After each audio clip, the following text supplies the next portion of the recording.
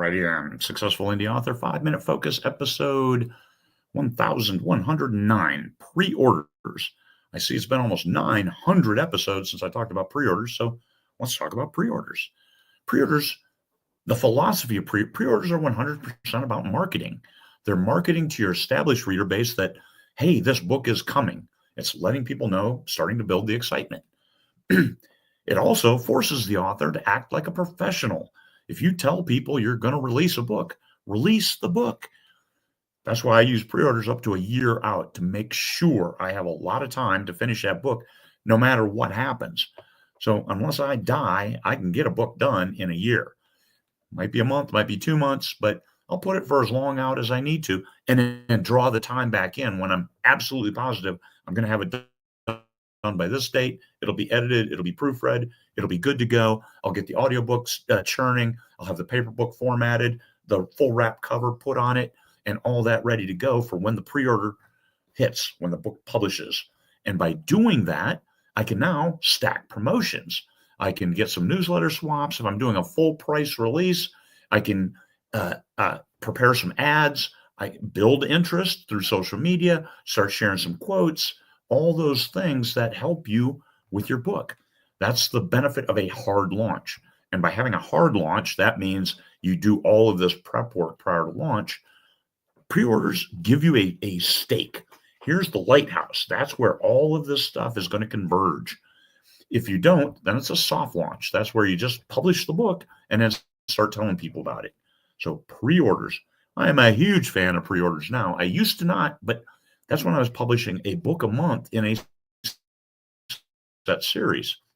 And I'm doing that this fall. I'll be publishing a book a month starting in September for 6 months. I have the first 3 books written, and the other 3 books, they're coming. They're going to be written and well in advance. But that first pre-order, the second, the third pre-order, because now you're giving your readers instant gratification. They read that book, and then, hey, I love this book. What's the next one? There's the next one. Good. Click buy now for when the book's after the book's released, or if it's still on pre-order, coming on this date. There you go. I'll reserve it.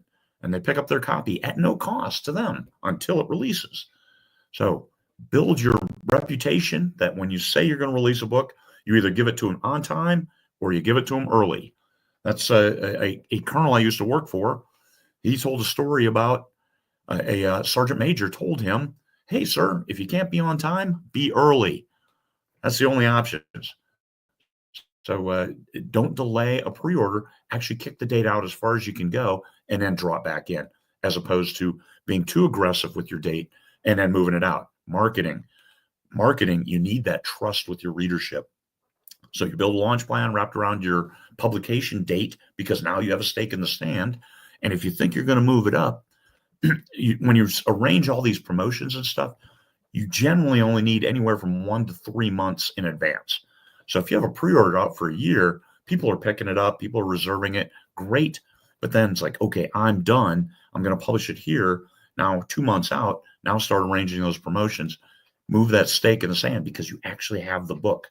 So then it's easy. Run promotions, and that gives you the pricing opportunities. If you put things on a discount, paid newsletters give you a lot more opportunities. If you don't run a discount, well, the paid newsletters, a lot of times you have to discount a book. And also, sometimes you have to be established. A lot of newsletters will be, you have to have at least 10 reviews on this book. Well, if you've got 70,000 total reviews like I do, I don't have to have any reviews on a book because it's a new release, and they'll publish they'll put my book in their newsletter campaign. You can run social media campaigns. This also gauges interest and helps you align your blurb. It gives you time to tweak up that blurb because for people who aren't fans, who don't know you, that blurb is what seals the deal.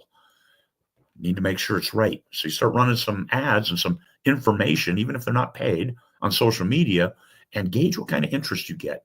If it's not overwhelming, if it's underwhelming, when we're shooting for whelming, then you need to tweak that up.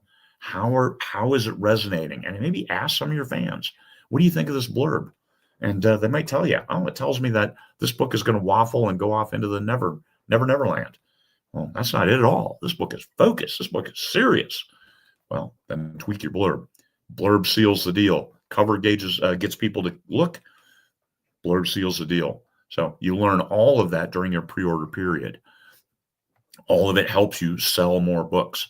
So pre-orders help you sell more books.